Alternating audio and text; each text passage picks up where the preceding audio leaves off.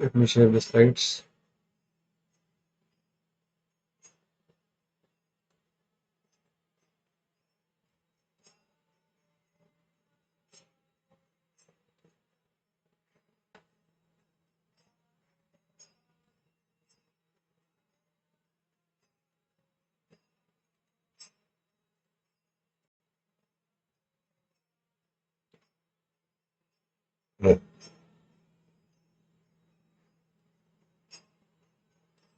ठीक है, आप लोग को स्लाइड्स दिख रहा है?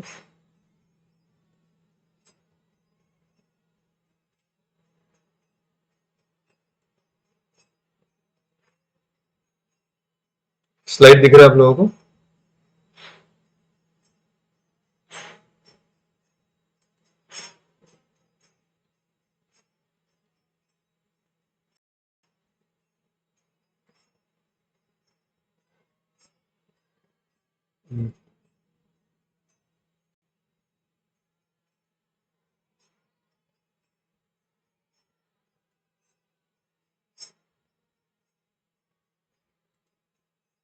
हरे कृष्णा, आवाज आ रही है?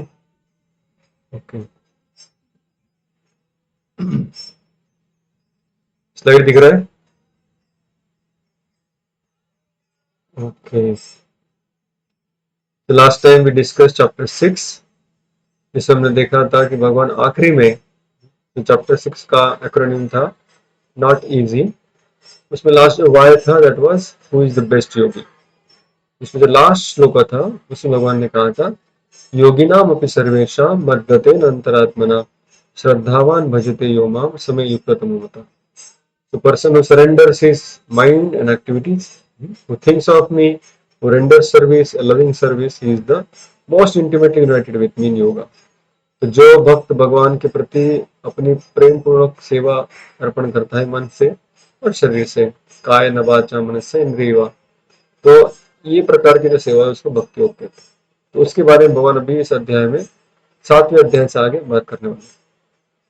पिछले हमने चर्चा की थी कि जो भक्ति है इसमें जैसे भगवान यहाँ पे कह रहे हैं this yoga is yoga of love, ये प्रेम का योग है जिसमें भगवान के प्रति प्रेम किया जाता है। जैसे पिछले हमने चर्चा की थी तो जनाबाई है, मीराबाई है, या फिर श्रीमती राधा रानी है, गोपिकाएं हैं, तो ये सारे लोग भगवान के भक्त हैं। तो हमने प्रश्न पूछा था कि क्या ये लोग किसी संस्कृत स्कूल में जाके पढ़े हैं? बिल्कुल नहीं। क्या ये लोग बहुत बड़े शास्त्रों के पंडित हैं? देख के तो नहीं लग रहा है। तो फिर हमने प्रश्न पूछा था कि भक्ति में क्या इंपॉर्टेंट है? भक्ति में हेड इज इंपॉर्टेंट और हार्ट इज इंपॉर्टेंट। क्या इंपॉर्टेंट है भक्ति में? हार्ट इज इंपॉर्टेंट, मतलब ठीक है। और किसका क्या ओपिनियन है बाकी लोगों का?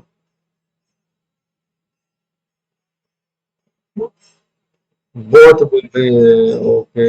बोथ कैसे?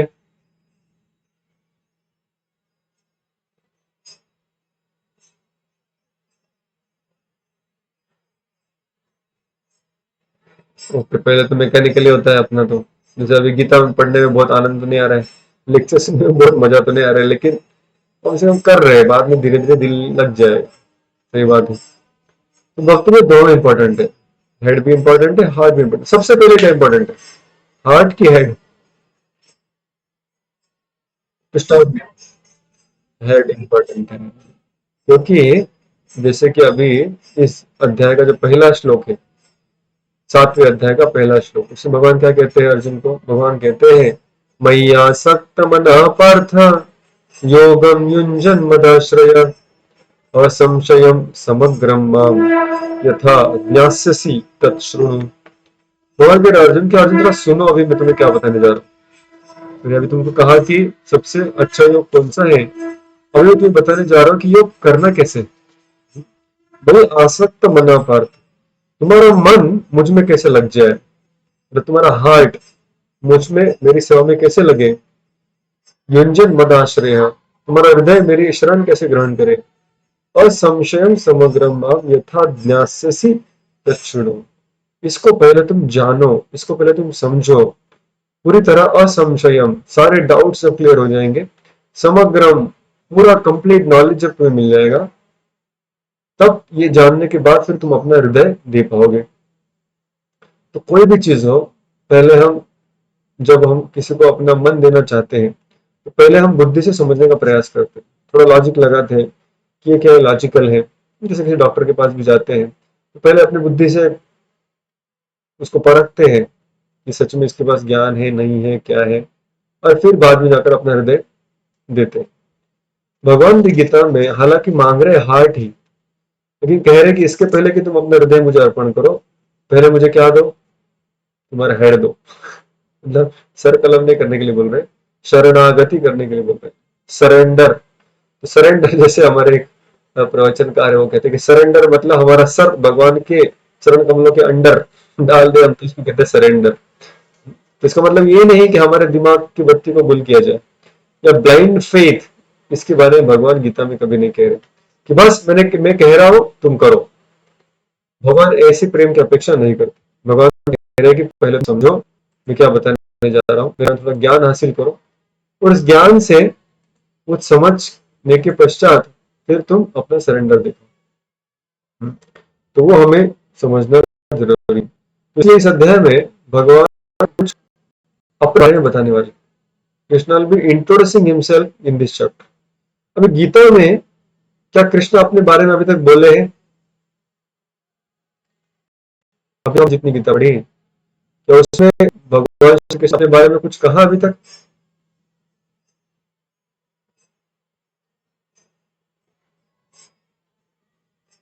मेरी आवाज आ रही है? तो भगवान ने अभी तक अपने बारे में कुछ कहा कि नहीं गीता में? बस तत्व ज्ञान ही बताया जा रहा है। किसी को कुछ याद है भगवान ने कुछ कहा था अपने बारे में?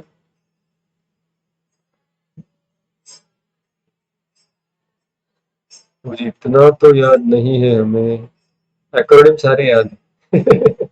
लेकिन किधर कृष्ण ने अपने बारे में पर्सनल शेयर कुछ किया था भगवान ने?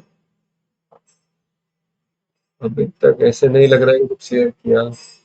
मुझे एक जगह दिख रही जहां पे भगवान ने अपने बारे में कुछ बोला था, जब अर्जुन ने भगवान के ऊपर डाउट किया था, फिर Arjun doubted Krishna himself.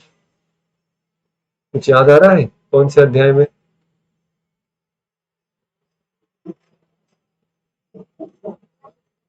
Arjun doubted, that stands for a. Fourth chapter action was acronym. Action में जो पहला ए था वो ए क्या था? जब अर्जुन भगवान के ऊपर संशय उठाता है। क्या संशय उठाया था? अरे ऐसे कैसे आपने सूर्यदेव को ज्ञान दिया, आप तो अभी जन्मे मेरे साथ, हम तो साथ में स्कूल में गए, या हम एक ही उम्र के हैं, तो आपने सूर्यदेव को कैसे ज्ञान दिया? उसके बाद सी क्या था? क्लैरिफिकेशन। भगवान ने क्लैरिफिकेशन दिया था किसके बारे में? कि मैं भले तुमको अभी दिख रहा हूं तुम्हारे उम्र इतना, तुम्हारे इतना हूं नहीं मैं, तुम में और मुझ में अंतर है। तो भगवान ने अपने कैरेक्टर के बारे में बताया, क्लैरिफिकेशन दिया कि मैं कौन हूँ, कब आता हूँ, कैसे मेरा जन्म और कर्म दिव्य है। तो वो भगवान के ऊपर प्रश्न उठाया गया था। भगवान कुछ अर्जुन को बोलना चाह रहे थे, लेकिन उनके खुद के ऊपर मतलब कोई टीचर मान लो कोई सिखाना चाह रहा है, बहुत अच्छा कॉन्सेप्ट लोगों को बताना चाह रहा है, लेकिन स्टूडेंट से पूछ लिया, सर आप इसी कॉलेज के हैं ना, मतलब आपको प्रिंसिपल ने भेजा है ना, आप ऑथोराइज तो है ना? मान लीजिए ऐसा प्रश्न पूछ लिया तो फिर टीचर को अपना टॉपिक छोड़ना पड़ेगा, पहले अपने बारे में बताना पड़ेगा। देखो भाई, मेरे पास ऑफिशियल ऑफर लेटर है तुम्हारे कॉलेज का, भले मैं पहली बार क्लास देने के लिए आया हूँ, लेकिन I am the official authorise professor of this college, तो बताना पड़ेगा। तो वैसे कृष्ण ने पहले अपना पोजीशन स्टैंड क्लियर किया, सिर्फ अपने उपदेशों को ऑथेंटिकेशन देने के लिए या उसका अधिकृत बनाने के लिए। तो वो इमरजेंसी था, जरूरी था। लेकिन अभी सातवें अध्याय के बाद जो भगवान बोलने जा रहे हैं, ये भगवान अपने मन से बता रहे हैं। भगवान को अर्जुन को जो बोलना था वो बोल दिया अभी तक। जैसे मैंने कहा कि गीता अभी तक कंप्लीट हो चुकी है। अर्जुन की युद्ध करने के लिए भगवान ने ग्राउंड फर्स्ट लेवल मोटिवेशन से सेकंड लेवल मोटिवेशन तक लेके आए अभी तक। फर्स्ट लेवल ऑफ मोटिवेशन क्या था? सेकंड चैप्टर में हमने पढ़ा था 3 प्रकार के मोटिवेशन। उसमें फर्स्ट प्रकार का मोटिवेशन क्या था? सिर्फ मटेरियल बेनिफिट्स के लिए काम करना, ठीक है नहीं? और सेकंड टाइप का मोटिवेशन क्या था? Duty with detachment. तो अभी ड्यूटी विद डिटैचमेंट को भगवान ने ठोस रूप से साबित कर दिया है, और थोड़ा बहुत ऐसा लग रहा है कि अर्जुन भी समझ गया, क्योंकि बहुत टाइम से कुछ उसके बारे में प्रश्न नहीं पूछा। तो भगवान का काम तो हो गया कि भाई युद्ध कर ले तू, ये ड्यूटी विद डिटैचमेंट, बट भगवान खुद संतुष्ट नहीं है। भगवान चाहते हैं कि अरे ड्यूटी विद डिटैचमेंट करते हुए पूर्ण भाव से, बिना किसी फल की अपेक्षा से, ठीक है, लेकिन बहुत सूखा सूखा लग रहा है, इसमें कोई मजा नहीं है, इसमें कोई रस नहीं है जीवन में। रस किसमें मिलेगा? रस तो भक्ति में मिलेगा, भक्ति में ही रस है। अभी वो भक्ति के बारे में जो भगवान बताना चाह रहे हैं, अभी भक्ति जब आती है, जब कर्म योग की बात आती है, ज्ञान योग की बात आती है, या अष्टांग योग की बात आती है, तो भगवान को अपने बारे में बहुत चीज बताना आवश्यक नहीं है, जैसे कि हमने देखा अभी तक। लेकिन जब भक्ति योग की बात आती है, तो भक्ति योग में फिर भगवान को अपने आप को पूरी तरह से ठीक से इंट्रोड्यूस करना बहुत बहुत आवश्यक बन जाता है, क्योंकि मैंने कहा कि भक्ति है क्या है? इस योग ऑफ लव, ये प्रेम का योग है। तो प्रेम कब होगा? जब सामने वाले व्यक्ति को पहचानेंगे तभी तो प्रेम होगा। जैसे आजकल भले ही लोग सोशल मीडिया पे ही शादी हो रही है, इंस्टाग्राम में ही मिल रहे हैं, but there is some interaction, there is some introduction, उसके बारे में हम कुछ जानते हैं, कुछ इंटरेक्शन होता है, तब जाकर प्रेम का आदान प्रदान हो सकता है, तथाकथित प्रेम। किंतु अभी तक भगवान ने अपने बारे में कुछ बताया नहीं था, तो प्रेम कैसे होगा उनसे? तो अभी इस अध्याय से भगवान अपने बारे में बताना आरंभ करेंगे, और अर्जुन को कह रहे हैं, ये जो बातें मैं अपने बारे में बता रहा हूं, उसको दिल खोल के ना सुने, कान खोल के सुने। दिल तो अपने आप खुल जाएगा, पहले आप अपने कान तो खोल लो, बुद्धि से पहले समझ लो मैं कौन हूं, पहले जान लो, यथा ज्ञास्यसि तच्छृणु, मैं कौन हूं उसके बारे में जानो पहले। जब जान लोगे तो अपने आप अपना हृदय मुझे अर्पण करोगे। जैसे हम जानते हैं कि माता रुक्मिणी देवी, जो कि महाराष्ट्र में रहती थी, जैसे अभी पिछले हफ्ते ही आषाढ़ी एकादशी हुआ, तो माता रुक्मिणी जो विट्ठल के साथ है, बाजू वाले मंदिर में है, लेकिन हमेशा उनकी नित्य संगिनी है। तो ये रुक्मिणी भगवान श्री विट्ठल को या द्वारकाधीश को मिली कैसे? सबसे पहले रुक्मिणी ने अपने कान खोले, और कान खोल के भगवान के बारे में सुना, और सुनने के पश्चात फिर अपना दिल भगवान को दे दिया। अभी भगवान ने आकर उनको उनके दिल के साथ चुरा के लेके गए। तो सबसे पहले क्या देना है हमें? हमारे कर्ण, हमारे कान सबसे महत्वपूर्ण है। और कानों से क्या करना है? लॉजिक, रीजन जो भी है हमारा, सब कुछ लगा के पहले सुनना है। बुद्धि से समझ लेना है कि हम किसके बारे में बात कर रहे हैं, with whom we are dealing with, हम किसके साथ संबंध स्थापित करने का प्रयास कर रहे हैं भक्ति में। इस अध्याय में भगवान बताएंगे कि हाँ, हार्ट भी इंपॉर्टेंट है, बुद्धि भी इंपॉर्टेंट है, लेकिन दोनों जब साथ में रहेंगे सबसे बेस्ट कॉम्बिनेशन है। तो नीचे लिखा है, religion without philosophy is sentimentalism, and philosophy without religion या heart is a mental speculation. अगर किसी के पास सिर्फ हृदय है, तो भगवान से बहुत प्रेम करता हूँ, और थोड़ा भगवान का नाम जब भी कर लो, नहीं वो तो 24 आवर में हृदय में चलते रहता है, लेकिन भगवान को नहीं जानते कि नहीं, अरे भगवान तो मेरे पुत्र है, कान्हा है, मेरा लाला है। तो गीता वो कभी पढ़ी आपने? नहीं, गीता वीता से क्या हमारे लेना देना? गीता वीता सब तो माया है, कृष्ण है बस, हम है और कृष्ण है, बीच में अर्जुन की कोई आवश्यकता ही नहीं। तो ऐसे अगर कोई भक्ति कर रहा है तो हमको उसको कहेंगे बड़ा भावुक है, सेंटिमेंटल है, तो वो ज्यादा दिन नहीं टिकेगा। जैसे भारत में संस्कृति का पालन बहुत अच्छे से होता है, लेकिन संस्कृति पीछे जो ज्ञान है, जो तत्व ज्ञान है, जो आधार है शास्त्र, उनका अध्ययन नहीं होता। तो हम देख रहे हैं कि धीरे धीरे वो संस्कृति भी धीरे धीरे खत्म हो जा रही है। क्यों खत्म हो रही है? क्योंकि उसके पीछे जो आधार था, जो नॉलेज था, वो नॉलेज पार्ट मिसिंग हो रहा है। अगला स्टेटमेंट, फिलोसफी विदाउट हार्ट और religion is a mental speculation. क्योंकि नहीं, मैं अध्ययन करूंगा, पहले समझूंगा, पहले समझूंगा, और समझते ही रह जाएगा, अब भगवान से प्रेम करना भूल ही जाएगा। तो क्या हो गया? वो मेंटल स्पेकुलेशन, वो सिर्फ अपनी मानसिक तर्क लगा रहा है, अध्ययन कर करके वो अध्ययन उसको रूखा सूखा बना देगा, उसका हृदय पिघलेगा नहीं। तो दोनों होना चाहिए। पहले हम अपने दिमाग से समझने का प्रयास करें कि हम किसके साथ संबंध स्थापित करने का प्रयास कर रहे हैं, कृष्ण कौन है। जैसे हमने अभी तक समझ लिया मैं कौन हूँ, मैं शरीर ने आत्मा हूँ, अब हमें समझ लेना कृष्ण कौन है, कृष्ण और मेरा संबंध क्या है, और फिर संबंध कैसे पुनः स्थापित हो सकता है जो कितने सालों से, जन्मों से बिछड़ा हुआ है। तो इसलिए इस अध्याय को हम एक्रोनिम देंगे हेड। पहले बुद्धि का इस्तेमाल कीजिए, पहले समझ लीजिए, क्योंकि कृष्ण खुद इस अध्याय में अर्जुन को कह रहे, अर्जुन पहली बात सुनो, यथा ज्ञास्यसि तच्छृणु, सोच समझकर फिर हृदय दो। ऐसे बिना सोच समझ कर हृदय दोगे ज्यादा दिन तक नहीं टिक पाओगे, या फिर सही ढंग से नहीं भक्ति कर पाओगे, इसलिए समझ लीजिए। This chapter Prabhupada gives a title knowledge of the absolute, या ज्ञान विज्ञान योग इस अध्याय का नाम है। इसके बारे में भी चर्चा करेंगे। तो इसका एक्रोनिम क्या है? Head, HEAD। तो जैसे हमने चर्चा की, H स्टैंड्स फॉर हियर। जैसे भगवान पहले 3 श्लोकों में कहेंगे अर्जुन को, सुनो अर्जुन, सुनो सुनो सुनो। जैसे कोई भी, अब अगर ट्रेन में ट्रैवल कर रहे हो, ट्रेन में अगर कोई व्यक्ति कंघी बेचने के लिए आता है, या फिर कोई भी अलग अलग, कोई मोबाइल का कवर बेचने के लिए आता है, कोई पेन बेचने के लिए आता है, तो वो लोग पहले क्या करते हैं? कुछ तो आवाज निकालते हैं, कुछ तो अजीब सी आवाज। मान लीजिए वो रेल के डंडी पे कुछ मारेंगे, कुछ मुंह से अलग अलग आवाज निकालेंगे, या कुछ कॉमन शब्द बोल रहे हैं लेकिन उसको इस तरह से बोलेंगे कि सबका नजर छीन लिया जाए। मतलब वो क्या कह रहा है? सुनो सुनो सुनो, मैं क्या बोलने जा रहा हूँ। ही इज टेकिंग अटेंशन, बोले अटेंशन अटेंशन अटेंशन, मुझे ध्यान दो मेरी तरफ और सुनो ठीक से। और अगले 10 मिनट 15 मिनट वो बोलते जाता है, बोलते जाता है, बोलते जाता है। और जब उसका वो प्रवचन, जो व्यक्ति 5 मिनट 10 मिनट 15 मिनट ठीक से ध्यान लगा के सुनेगा, तो वो कहेगा भाई साहब मुझे भी एक दे दो। जैसे हम कोई भी कॉलेज में जाएंगे, जैसे आज मैं वेदांत इंस्टीट्यूट ऑफ मेडिकल कॉलेज दहाड़ू में गया था, हालांकि सारे डॉक्टर्स लोग हैं उधर, लेकिन अभी बैठ के सब लोग सुन रहे हैं।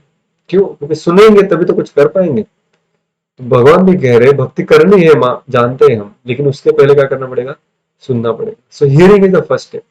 प्रहलाद महाराज भी कहते हैं भक्ति में सबसे पहला अंग क्या है? श्रवणम कीर्तनम विष्णु स्मरणम पाद सेवनम अर्चनम वंदनम दास्यम साख्य आत्मनिवेदनम। तो प्रहलाद जी कहते हैं कि अगर हमें भक्ति है, तो उसका सबसे पहला अंग है कि हम भगवान के बारे में सुने, श्रवणम। व्यास देव जी, इस चित्र में हम देख रहे हैं व्यास देव जी, जिन्होंने इतने सारे ग्रंथों का निर्माण किया, वेदों का विभाजन किया, वो सब करने के पश्चात वो भी भ्रमित हो गए कि क्या मैंने जो किया वो सही था। वो भी थोड़े से चकरा गए कि इतना सब कुछ करने के बाद भी मेरे हृदय में शांति नहीं है, अभी मेरे मन में संतुष्टि नहीं है। ऐसे जब सोच रहे थे, तब उनके गुरु नारद मुनि वहां पर प्रकट हो गए। When we are sincere, जब हमारी जिज्ञासा बहुत गंभीर हो जाती है, अपने आप भगवान हमारे सामने उस गुरु को भेज देते हैं। जैसे कल के दिन हमने, परसों के दिन हमने गुरु पूर्णिमा का उत्सव देखा। तो गुरु कब प्राप्त होते हैं?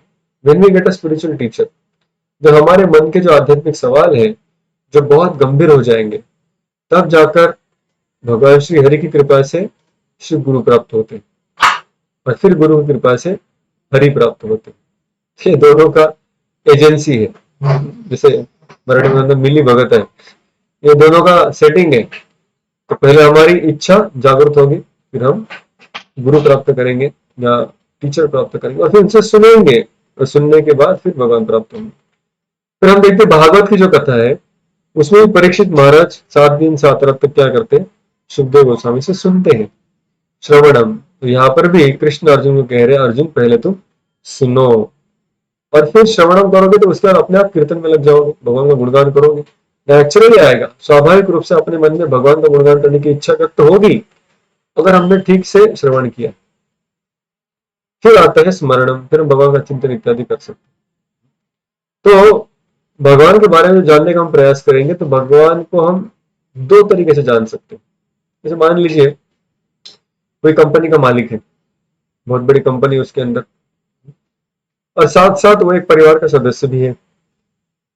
अभी कोई कंपनी का एम्प्लॉय, कोई कंपनी का एम्प्लॉय अगर मार्केट में अचानक अपने बॉस की गाड़ी दिखता है, उसने अभी तक कभी बॉस से वार्तालाप नहीं किया, कोई बॉस को मिला नहीं, ऑफिस में सिर्फ उसकी गाड़ी दिखी थी, आज वही गाड़ी उधर भी। जैसे वो गाड़ी के पास जाएगा तो मालिक भी बाहर आएगा, उसका सेक्रेटरी या उसके साथ जो भी नौकर चाकर है वो भी बाहर आएगा। तो वो व्यक्ति अगर मालिक को उस एम्प्लॉय के साथ इंट्रोड्यूस कराए, तो क्या पहचान देगा कि ये व्यक्ति कौन है? तो क्या बताएगा ये आप व्यक्ति कौन है? ये आपका मालिक है, इस कंपनी में आप काम करते हैं, ये पूरी कंपनी ये चलाते हैं, आपको हर महीने आपके बैंक में जो पगार आता है उनकी कृपा से आता है। तो उनका जो ऐश्वर्य है, उनकी जो शक्ति है, उसके बारे में वर्णन होगा। लेकिन वही व्यक्ति अगर उस बॉस के घर पे जाए उसको मिलने के लिए और घर जाकर जब बैठ जाए, तो अभी जो उसका इंट्रोडक्शन होगा वो कुछ थोड़ा अलग होगा। अभी वहां की कंपनी की बातें होगी लेकिन ज्यादा देर तक नहीं चलेगी। उसके बाद अपने आप वो बताएगा कि हाँ, मेरी पत्नी भी है, ये मेरा बच्चा है, ये मेरा बड़ा बेटा है, ये मेरी छोटी बेटी है, इत्यादि इत्यादि, ये मेरे पिताजी है, ये मेरी माता है। और फिर उसका पर्सनल लाइफ, उसके पर्सनल रिलेशनशिप, उसका स्वभाव, वो सब हमारे सामने आए। वही व्यक्ति ऑफिस सेटअप में मिलता है, उसका सिर्फ ऐश्वर्य, उसकी सिर्फ महत्ता सामने आती है। लेकिन वही व्यक्ति जब उसको घर पे जाकर हम मिलते हैं, तब उसकी जो मधुरता है वो भी सामने आती है। वैसे ही कृष्ण जो है, उनके दो पहलू हैं।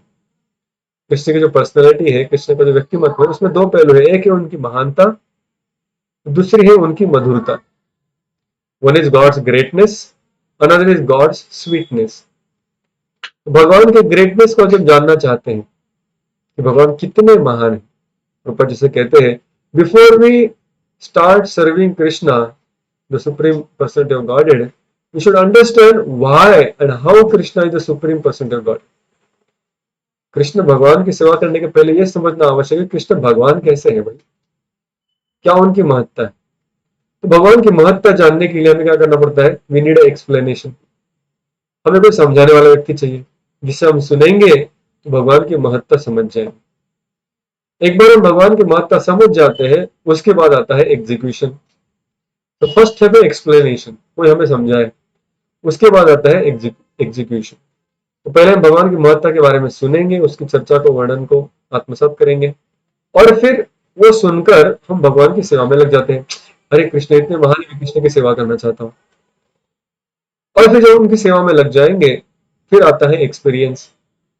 और एक्सपीरियंस से ही पता चलता है कि कृष्ण कितने मधुर है। कृष्ण की मधुरता को कोई भी शब्द वर्णन नहीं कर सकता। कृष्ण की महत्ता का वर्णन किया जा सकता है, लेकिन कृष्ण की मधुरता का अनुभव लेना पड़ता है। लेकिन वो अनुभव कब आएगा, जब हम पहला दो स्टेप फॉलो करेंगे। फर्स्ट स्टेप क्या है, कृष्ण की महत्ता को जानो। सेकंड स्टेप है फिर उनकी सेवा करो। और फिर तीसरा स्टेप अपने आप आएगा, जो कि कृष्ण की मधुरता है। तो इसलिए जब कृष्ण भी अपने बारे में बोल रहे हैं, तो सबसे पहले क्या बताएंगे, स्वीटनेस बताएंगे कि ग्रेटनेस बताएंगे?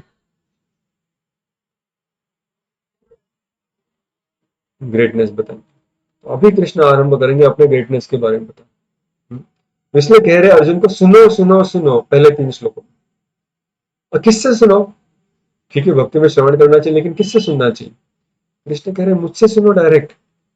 जब मैं सामने हूं अर्जुन, मुझसे सुनो। From Purushottam, you should hear from a best personality. पुरुष मीन्स अ पर्सन, उत्तम मीन्स द बेस्ट। क्यों भाई, बाकी लोगों से क्यों नहीं सुन सकता? इस दुनिया का कोई भी व्यक्ति हो, प्रभुपाद जी तात्पर्य में लिखते हैं, इस दुनिया में कितना इस दुनिया में कितने भी बुद्धिमान व्यक्ति हो, वो व्यक्ति 4 गलतियां करता ही है। ये 4 त्रुटियां किसी भी व्यक्ति के अंदर होते हैं।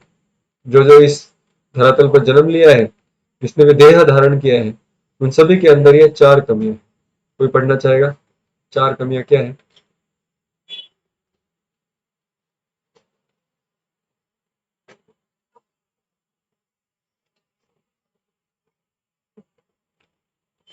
हम्म, सबसे पहला है इनकम्प्लीट सेंसेस। हमारे जो इंद्रियां है वो बड़े ही इनकम्प्लीट है, उन्हें पूरा ज्ञान नहीं है। कोई कोई एग्जाम्पल देना चाहेगा? इसकी चर्चा हमने गीता क्लास में की थी, जब हमने पहला 6 सेशन किया था। Any example you remember from those classes?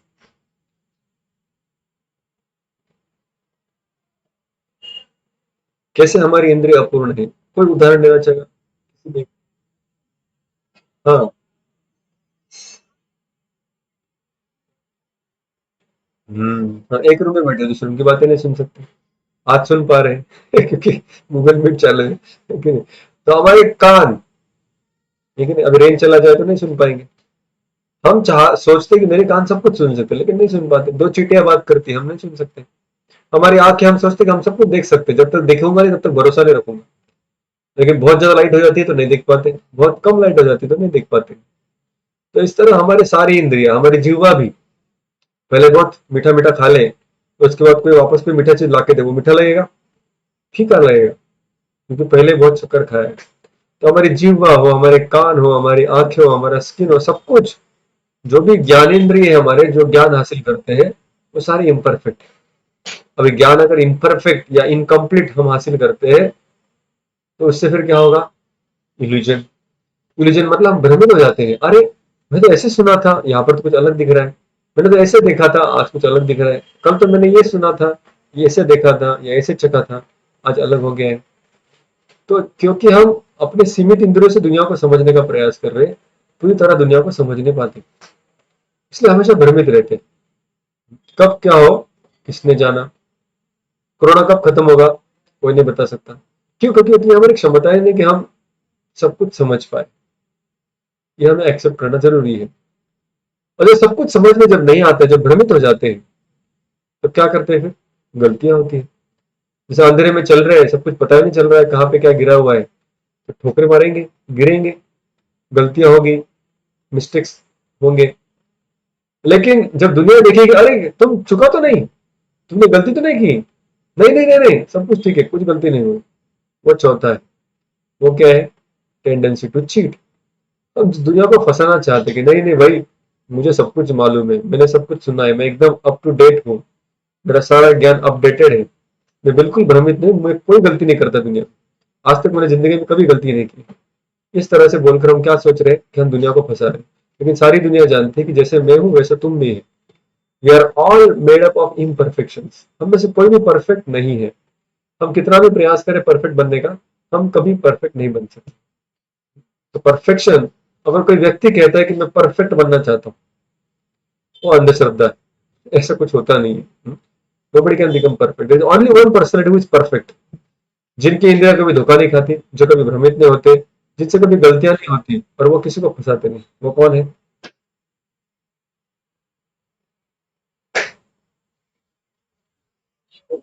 Only पुरुषोत्तम। तो one is the best personality, वो कभी इन चार गलतियों नहीं करते। इसलिए जब कृष्ण कहते हैं कि मैं ज्ञान दे रहा हूं अर्जुन सुनो, वो कैसा ज्ञान है? असंशयम समग्रम। कोई डाउट नहीं बचेंगे, परफेक्ट नॉलेज। जैसे प्रभुपाद जी अमेरिका गए, अमेरिका जाने के बाद साइंटिस्ट लोगों के साथ आर्गुमेंट करते थे। बहुत सारे वीडियोज है प्रभुपाद के, साइंटिस्ट के साथ आर्गुमेंट्स करते हैं। तो साइंटिस्ट अपने सब्जेक्ट में बहुत पारंगत होता है, बहुत एक्सपर्ट होता है, बहुत ज्ञान होता है, उसके बाद बहुत रिसर्च उसने किया रहता है, बहुत पढ़ा हुआ होता है। लेकिन प्रभुपाद जो सिर्फ गीता जानते हैं, वो सीधा सीधा साइंटिस्ट के कॉन्सेप्ट को चैलेंज करते थे, उनके साथ डिबेट करते थे, बिल्कुल डरते नहीं। क्यों नहीं डरते थे प्रभुपाद से? प्रभुपाद ने कहा कि भले मैं परफेक्ट नहीं हूं, ना ये साइंटिस्ट जैसे परफेक्ट नहीं है, वैसे मैं भी परफेक्ट नहीं हूं, लेकिन फिर भी मैं हर डिबेट में उतरता हूं और जीत के वापस आता। क्यों? क्योंकि मेरे पास जो ज्ञान है वो ऐसे व्यक्ति ने दिया है जो व्यक्ति परफेक्ट है, और वो ज्ञान कभी फेल नहीं हो। तो nobody can argue against the truth given by Krishna. तो गीता ने जो ज्ञान दिया है, भगवान खुद जब ज्ञान देते हैं, उसके अगेंस्ट कोई आर्गुमेंट काम नहीं करता। तो इसलिए हमें भगवान से सुनना चाहिए, पुरुषोत्तम से सुनना चाहिए, जो कभी गलतियां नहीं करते। लोग अपने कितने भी बुद्धिमान हो, कितने भी तर्कशाली हो, लेकिन वो गलतियां करेंगे।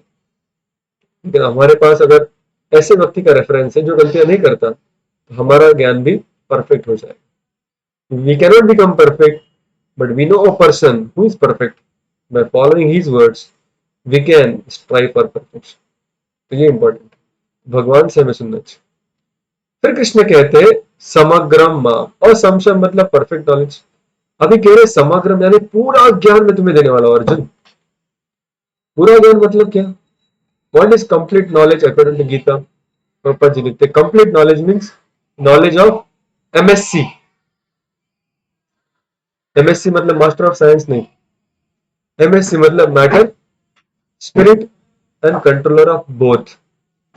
तो हमें तीन प्रकार का ज्ञान अगर हो तो हमारा ज्ञान कंप्लीट है। एम फॉर मैटर, इस दुनिया में जितना भी मैटर है, जैसे हम स्कूल में जाते हैं तो मैटर के बारे में पढ़ते हैं, solid state, gaseous state, liquid state, ये क्या मैटर है। या फिर अलग अलग प्रकार के धातु, उनके रिएक्शंस, अलग प्रकार के केमिकल्स, उनका पीएच, अल्कली, एसिड, ये सब क्या है? This is all matter related science. इसलिए इसको प्रॉपर जी कहते हैं material science, which deals with all different types of materials, original materials, inert materials, alloys, हम सब मैटर के बारे में चर्चा करते हैं। So right now education system is totally concentrating on the one third of knowledge.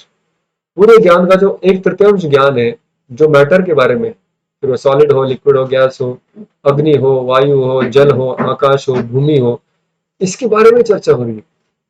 तो वो है 1/3 knowledge, that is matter. Second है, इस मैटर को चलाने वाले कौन है भाई? मैटर अपने आप हिल रहा है, अपने आप सृष्टि बढ़ रही है।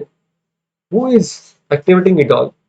तो वो स्पिरिट सोल, जो आत्मा है, उसका ज्ञान जो है वो सेकंड थर्ड है, तो उसका भी ज्ञान होना आवश्यक है। प्रॉपर एक बार MIT यूनिवर्सिटी में गए, मैसेच्यूसेट्स यूनिवर्सिटी में, तो वहां पर जब गए, प्रभुपाद ने कहा कि यहाँ पे कौन से डिपार्टमेंट है आपके पास? तो मैंने कहा कि हमें डिपार्टमेंट ऑफ सोशियोलॉजी है, डिपार्टमेंट ऑफ बायोलॉजी है, डिपार्टमेंट ऑफ हिस्ट्री है, डिपार्टमेंट ऑफ सिविल साइंस है, ये है वो है, बहुत सारे डिपार्टमेंट बताए।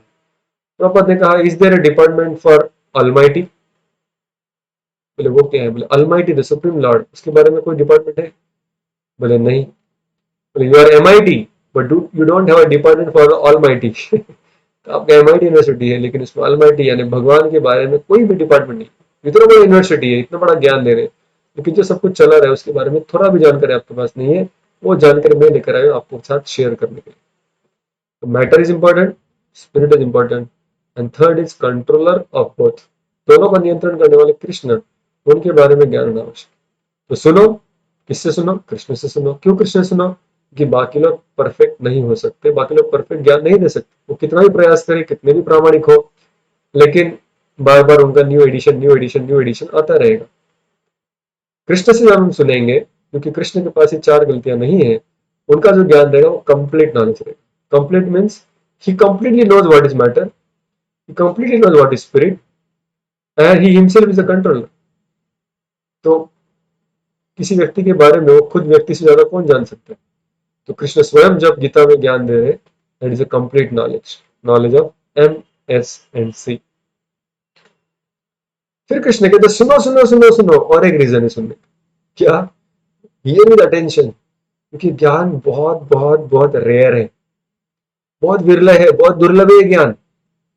और फिर उस ज्ञान के बारे में बताते कहते हैं, इस श्लोक मेरे पीछे बोले, बहुत सुंदर श्लोक है। मनुष्याणाम सहस्रेषु कश्चित यतति सिद्धये, यततामपि सिद्धानां कच्चिन्मां वेत्ति तत्वतः। तो भगवान यहाँ पे कह रहे हैं, मनुष्याणाम सहस्रेषु, मनुष्यों में भी 1000 लोग होते हैं जो भगवान को जानने का प्रयास करते हैं। सहस्रेषु कच्चित यतति सिद्धये, 1000 लोगों में से कोई एक होता है जो भगवान को जानने का प्रयास करता है। सर, तो सहस्रेषु कच्चित, हजारों में से कोई एक, यतति सिद्धये, यतति यानी प्रयास करता है सिद्धि के लिए, भगवान को पूरी तरह जानने के लिए, पूरा ज्ञान प्राप्त करने के लिए कोई हजारों में से एक व्यक्ति होता है जिसको इच्छा होती है। यततामपि सिद्धानाम, ऐसे कई सारे लोग जो सिद्धि पाने के लिए प्रयास करते हैं, सिद्धि प्राप्त भी कर लेते हैं। कच्चिन माम वेत्ति तत्वतः, हे अर्जुन, मैं जो तुम्हारे सामने खड़ा हूं, देवकी का पुत्र, वसुदेव का पुत्र कृष्ण, मुझे बहुत कम लोग जानते हैं, बहुत दुर्लभ है मेरे बारे में समझना। कृष्ण कह रहे हैं भक्ति सबसे ऊंचा है, लेकिन भक्ति करने के लिए कृष्ण को समझना आवश्यक है। कृष्ण कह रहे हैं मुझे समझना बहुत दुर्लभ है, इसलिए अब की बार जब मैं खुद बताने जा रहा हूं कि मैं कौन हूं, मेरे बारे में कैसे जान सकते हो, तो बहुत महत्वपूर्ण बन जाता है। इसलिए कृष्ण कह रहे हैं अर्जुन सुनो सुनो सुनो, क्योंकि कोई संशय नहीं बचेंगे, पूरा ज्ञान प्राप्त होगा, और बहुत विरले ही लोग मुझे जानते हैं। It's very rare to know me in person. बहुत लोग जानते हैं कि भगवान बहुत महान है, लेकिन बहुत कम लोग जानते हैं कि भगवान कितने मधुर है। को अनुभव किसी को मिलता नहीं है, भगवान उस अनुभव को किसी को देते भी नहीं है। क्यों? भगवान जानते अगर कोई एक बार किसी ने मुझसे प्रेम कर लिया, फिर मेरा कुछ राइट्स बचता ही नहीं, वो व्यक्ति फिर मुझे नियंत्रित करने लगता है। इसे हम जानते कितने सारे संत, कितने सारे वैष्णव जिनके घर पर भगवान आकर बहुत ही तुच्छ सेवा में लग जाते हैं, क्योंकि भगवान फिर ऐसे भक्त के दास बन जाते हैं, अपने आप को भगवान बेच देते हैं ऐसे भक्तों। इसे भगवान कह रहे हैं मैं भी किसी को मेरे बारे में जानकारी बहुत जल्दी देता नहीं, but Arjun because you are my dear friend and devotee, I am giving you this knowledge. अभी कृष्ण अपने बारे में बोलना आरंभ करें। तो 7वें अध्याय के शुरुआत में कृष्ण खुलकर बोलना चालू कर रहे हैं अर्जुन को कि मैं कौन हूं। लेकिन जैसे हमने कहा कि जब कृष्ण भी स्वयं का इंट्रोडक्शन करेंगे तो पहले मधुरता के बारे में बात नहीं करेंगे, पहले किसके बारे में बात करेंगे? हमने देखा will Krishna talk about greatness और स्वीटनेस?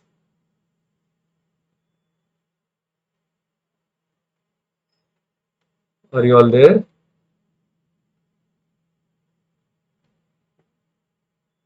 मेरी आवाज आ रही है आप लोगों को?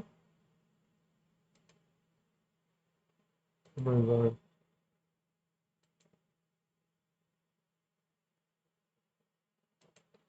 I'm offline now.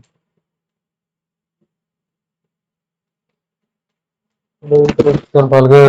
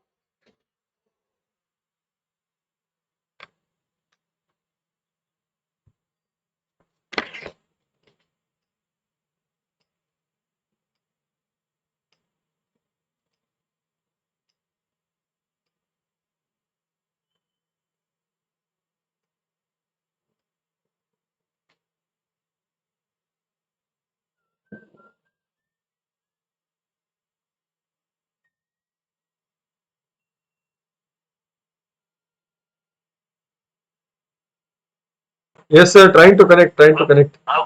Okay. Thank you. Okay. कितना समय हो गया आप मुझे नहीं सुन पा रहे? कहाँ तक सुना आप लोगों ने? ओके, मैटर वाले टॉपिक के मैटर हो गया। देखिए, we will go back. I think I was talking for 10 minutes to my self.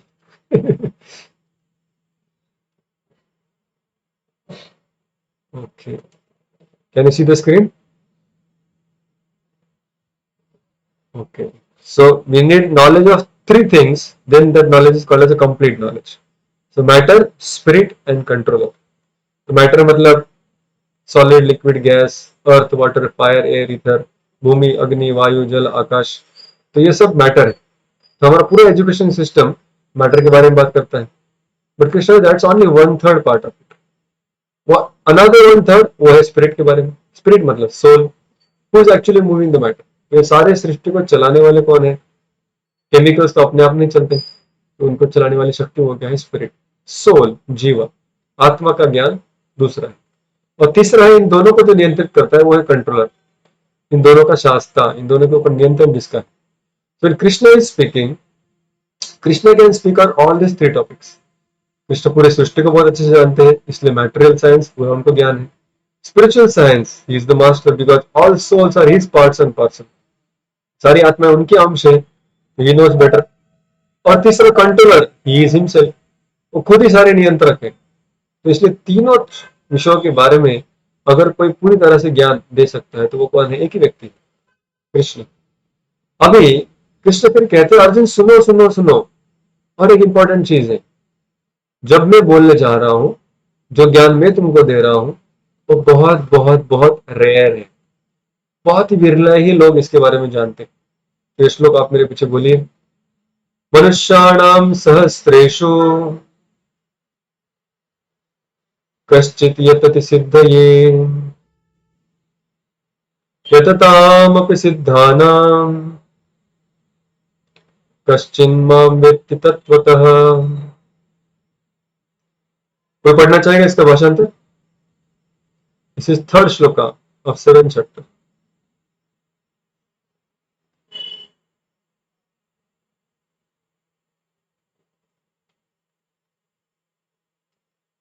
हरे कृष्णा।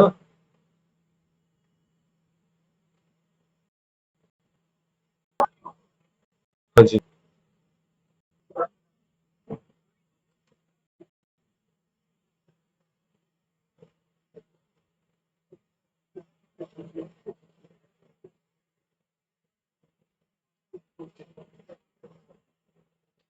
तो कृष्ण कह रहे हैं कि अब मैं तुमको मेरे बारे में बता रहा हूं।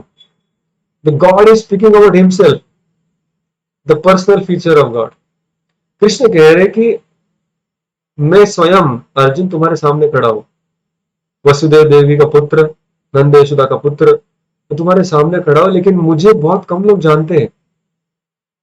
कई बार लोग जानते हैं कि भगवान कैसे महान है, लेकिन भगवान का जो पर्सनालिटी है, उनका जो कैरेक्टर है, उनकी जो मधुरता है, उनका जो स्वीटनेस है, उनके बारे में बहुत कम लोग जानते हैं। बहुत रेयरली, विरले ही लोग उनके बारे में ज्ञान रखते हैं। भगवान कह रहे हैं, now I am sharing that. अभी मैं आपके साथ मेरे बारे में जो ज्ञान है वो दे रहा हूं। मनुष्यानाम सहस्रेषु कच्चित यतते सिद्धः। हजारों में से कोई एक व्यक्ति कश्चित यतते सिद्ध है। हजारों में से कोई एक कभी ऐसे पूरी तरह ज्ञान प्राप्त करने के लिए, सिद्धि प्राप्त करने के लिए प्रयास भी करता है। और ऐसे हजारों में से कोई एक प्रयास करने वालों में से कुछ ही लोग सिद्धि प्राप्त भी करते हैं। लेकिन ऐसे सिद्धि प्राप्त करने वाले लोगों में से भी बहुत गिने चुने लोग मुझे, इस कृष्ण को एज इट इज जानते हैं। लोग कई बार भगवान को सृष्टिकर्ता, पालन करता, जैसे हमने गीता कोर्स में पढ़ा, वो सब भगवान के बारे में लोग जानते हैं कि सारे चीजों के स्रोत है, सबके नियंत्रक है, सबके उपभोक्ता है। ये बहुत महान महान चीजें जो भगवान के बारे में वो लोग जानते हैं। लेकिन भगवान का जो व्यक्तिमत्व है, उनका स्वभाव क्या है, उन्हें क्या अच्छा लगता है, वो कितना खाते हैं, वो कैसे सोते हैं, उनको कौन से गीत अच्छे लगते हैं, उनका पर्सनैलिटी क्या है, उसके बारे में जानना बहुत विरल है। तो यहाँ पर कृष्ण बता रहे, आई am giving you that secret. भगवान अर्जुन को बताएंगे कि कैसे आप मुझे पूरी तरह से जान सकते हैं। तभी भगवान जो अपने बारे में बोलना आरंभ करेंगे। आप बताइए, भगवान पहले अपने महानता के बारे में बताएंगे कि अपने मधुरता के बारे में बताएंगे?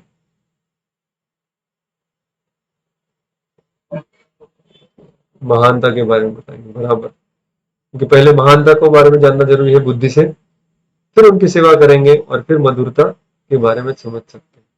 तो 7, 8, 9, 10, 11, 12 ये भक्ति के अध्याय है। इसमें भगवान अपनी महानता बताएंगे और महानता जानने के बाद मधुरता को कैसे प्राप्त करना है उसके बारे में भी बात करेंगे। तो पहले भगवान बता रहे अपनी महानता के बारे में। सो HEAD, head. So H for here, सुनिए। कृष्ण के बारे में पहले सुनिए।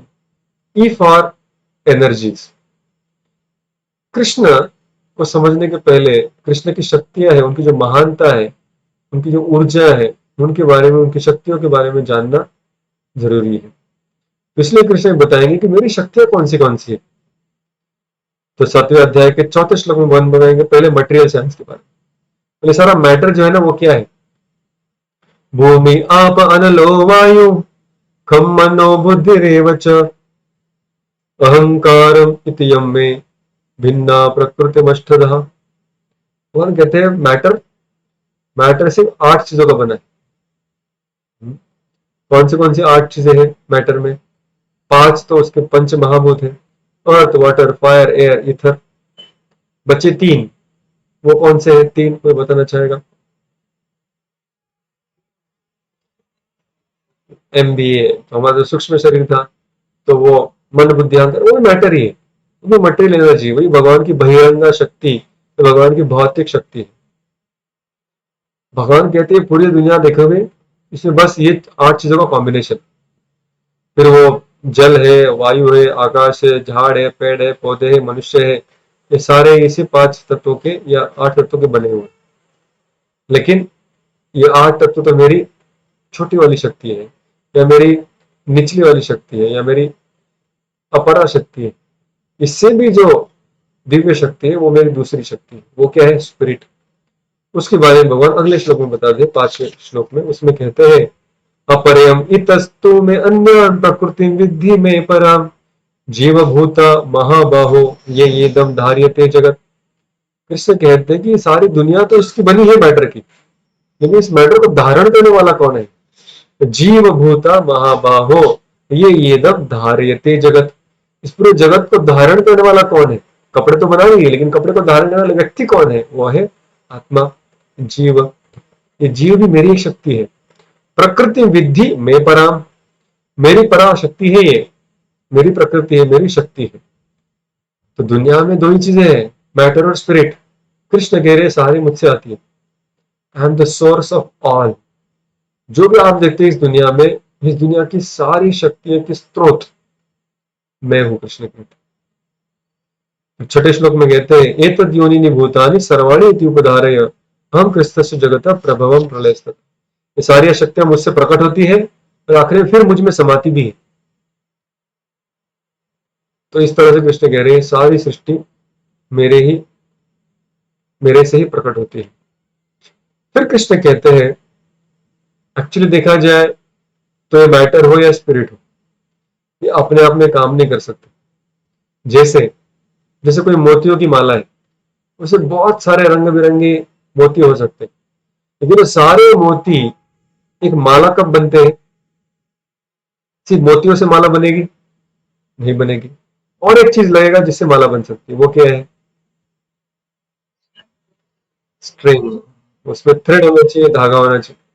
तो इसमें कहते हैं उसी तरह, जैसे कोई नेकलेस में उसके अंदर का जो धागा है वो दिखाई नहीं देता, तो लोग कहते हैं कि धागा किधर है, धागा का कुछ नहीं होता, ऐसे अंधश्रद्धा है। अरे ऐसे कैसे अंधश्रद्धा, ये मोती सारे एक लाइन में कैसे बैठे? फिर उससे समझता है कि अंदर धागा है। भले धागा बिल्कुल भी नहीं दिखाई दे, लेकिन अगर मोती या फिर सोने के मोती हो या अलग प्रकार के जेम्स हो, पर्ल्स हो, कोई भी ज्वेलरी, वो सारी ज्वेलरी अपने निर्धारित पोजीशन पे क्यों है? कि उसके अंदर धागा है। भले वो धागा डायरेक्ट हमारी आंखों से नहीं दिखता, लेकिन उसका परिणाम हमें दिखाई देता। कृष्ण कहते हैं उसी तरह, मत्त परतरम नान्यत् किंचित अस्ति धनंजय मयि सर्वम इदम प्रोतम सूत्रे मणिगणा एवं। जैसे मणियों के अंदर सूत्र या धागा होता है, उसी तरह सारी सृष्टि जो अपने आप चल रही है, ये ठीक से अपने जगह पे खड़ी है। वो क्यों खड़ी है? क्योंकि मैं उसके अंदर का धागा हूं। I am sustaining it all. उन सभी को मैं धारण किया हूं। आई एम द अनसीन सपोर्ट। तो बहुत महत्वपूर्ण। कृष्ण कह रहे हैं कि हालांकि ये मेरी शक्ति से जगत निर्माण हुआ है, लेकिन इसको मैंने छोड़ने दिया। ये जगत अनाथ नहीं है, ये जगत के पास अभी मेरी शक्ति है। I am there to support. तो कई बार लोग जीवन में इतने हताश हो जाते हैं जब चीजें अपने कंट्रोल के बाहर चली जाती है। लोग समझते हैं कि अभी कुछ सहारा ही नहीं। कृष्ण कह रहे हैं जिसका कोई सहारा नहीं उसका मैं सहारा हूं, और जिसके सभी प्रकार के सहारे हैं उसका भी मैं सहारा हूं। तो इस दुनिया में अगर कोई भी व्यक्ति अगर सहारा पाना चाहता है, if anybody is seeking support, Krishna कहते हैं आई एम अवेलेबल। मैं उधर ही हूं, अनसीन हूं, दिखाई नहीं देता, लेकिन मैं वहां पर हूं।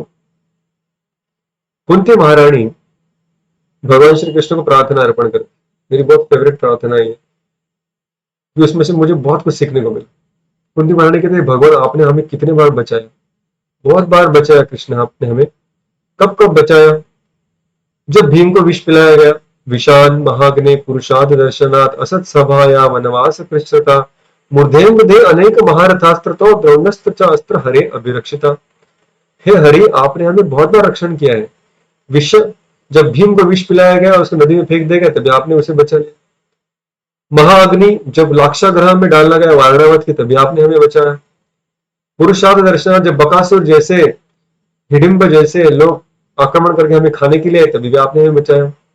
असत सभा, जब द्रौपदी का वस्त्र हो रहा था, तभी भी आपने ही उसको बचाया। वनवास कृष्ण, वनवास में कितने बार दुर्वास मुनि से लोग आए और कितनी सारी हाल अपेष्ट आई, तभी आपने ही हमें बचाया। मृदे मृदे अनेक महारथी अस्त्रतः, बड़े बड़े अस्त्र शस्त्र धारण किए हुए महारथी लोग महाभारत में हमारे ऊपर आक्रमण कर रहे थे, उन सभी से पांडवों को आपने बचाया। अश्वत्थामा ने ब्रह्मास्त्र छोड़ा, उससे भी आपने ही हमें बचाया।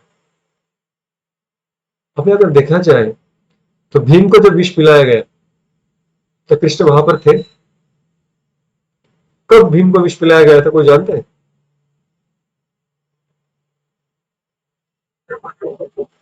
जब वो छोटे थे, गुरुकुल में पढ़ रहे थे, तो कृष्ण तो अपने अलग गुरुकुल में थे, सांदीपनि मुनि, और कौरव और पांडव द्रोणाचार्य के गुरुकुल में थे।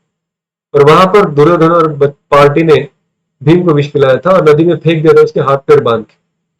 भीम वो नदी में इतने गहरे चले गए, नागलोक तक पहुंच गए, और उन नागों ने भीम का विष हरण कर लिया, उसको और ज्यादा शक्ति देकर वापस भेज दिया। कुंती महारानी कहती, भगवान आपने बचाया। फिर लाक्षागृह में, लाक्षागृह से कैसे बचे थे पांडव, वो जानता है? विदुर ने बताया था कि भाई ऐसे शस्त्र जो दिखाई नहीं देते वो ज्यादा खूंखार होते हैं, जैसे अग्नि। तो जैसे पता लगा अग्नि है यहाँ पर, तो उन्होंने बताया था कि जंगल में जब आग लगती है तो बिल में रहने वाले ही बचते हैं। युधिष्ठिर महाराज समझ गए कोड लैंग्वेज, और बिल बनाकर रातों रात निकल गए वहां से। कृष्ण वहां पर आए थे? नहीं आए थे। कुंती महारानी कहती आपने हमें बचाया वो टाइम। वनवास में दुर्वासा मुनि आए थे, आपने बचाया। अरे दुर्वासा मुनि आए थे, भूखे थे, उनको कुछ खाने के लिए चाहिए था, खाने के लिए मांग रहे थे, खाने के लिए कुछ नहीं था। युधिष्ठिर ने कहा कि जाके स्नान करके आ जाओ, खाना तैयार रखता हूं। द्रौपदी के पास गए, द्रौपदी ने कहा कि अक्षय पात्र खत्म हो चुका है, मैंने प्रसाद ग्रहण कर लिया, अभी इसमें से आज की तारीख को कुछ नहीं निकलेगा, कल निकलेगा। अभी 60,000 शिष्यों को दुर्वासा मुनि के साथ कैसे खिलाया जाए, बहुत बड़ी समस्या। कृष्ण वहां पर मौजूद होते और कहते कि मुझे भूख लगी। द्रौपदी कहती पहली समस्या कम है जो आपको भूख लगी अभी। तब कृष्ण कहते नहीं देखो कुछ तो होगा। फिर अक्षय पात्र में लगा एक तिनका, भगवान को देते, भगवान संतुष्ट होते, डकार मारते हैं, वहां पर दुर्वासा मुनि अपने आप संतुष्ट हो जाते। कम से कम यहाँ पर भगवान सामने खड़े। द्रौपदी ने वसंत सभा में भगवान को पुकारा, भगवान वहां पर आए भी नहीं थे। महाभारत में वर्णन आता है, बाद में द्रौपदी कृष्ण को कहती कृष्ण इतने लेट क्यों हो गए आप, उसकी वजह से इतना सारा कांड हुआ। कृष्ण माफी मांगते कि माफ कर, थोड़ा लेट हो गया। तो किसी ने नहीं देखा कृष्ण को आते हुए, ना द्रौपदी ने देखा, क्योंकि इसलिए द्रौपदी कंप्लेंट कर रही। कुंती महारानी कहती आपने ही बचाया। तो कभी कृष्ण दिखे, कभी कृष्ण नहीं दिखे, फिर भी कुंती महारानी कहती नहीं आपने ही बचाया। कृष्ण यहाँ पर कह रहे मैं दिखता नहीं लेकिन मैं हूं वहां पर। तो इसलिए हमारे जीवन में भी कई बार कृष्ण ने कई बार हस्तक्षेप किया है, लेकिन आज हमें वो पता नहीं चल रहा।